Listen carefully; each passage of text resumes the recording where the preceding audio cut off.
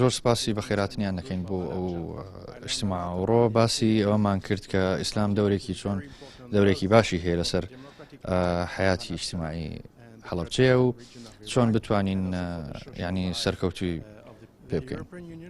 لژنەیەکی ئەلکترۆنیمان داناوە بۆ ئەوی مراقبەی انتخاباتەکە بکە هەتا عێراقێکی دیموکراتی دروست بکرێ. عێراق هەر دیموکراتیە بەڵام هەر بەردەوام بە دیموکراتی بێ و بتوانین دیموکراتیەکەی باشتر بکەین چۆن بڵین و ئەوەی کە بۆ ئەوەی حەدێک دانین بۆ دەستکردن و تەزویر و ئەو شتانە بکەین. لژنەیەکمان داناوە لژنەیەکی ئەلکترۆنیە تەنها ئەوەی مراقبەی انتخاباتەکە ئەکە بۆ ئەوەی انتخاباتێکی خاوێن و پاک بێ. ئەمڕۆ ئێمە پێشوازیمان کرد لە نوێنەری کێتیی وروپا لە هەرێمی کوردستان لە ڕێگەی بەڕێز کاگێ عەبدولستار سەرۆکی فراکسیۆنی کۆمەڵی ئیسلامی سەردانیان کردین.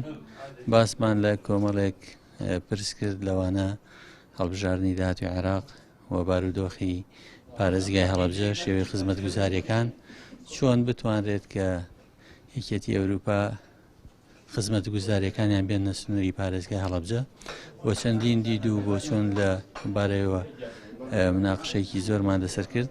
ئینشاءڵڵا متابعەکەین و زۆر دڵخۆش بوون بە سەردانەکە و کۆمەڵێک یاداشتمان پێدان کە وعدەیەوەیان پێداین کە بە دوواداچوونی بۆ بکەن بۆ خزمەتی دەفەرەکە.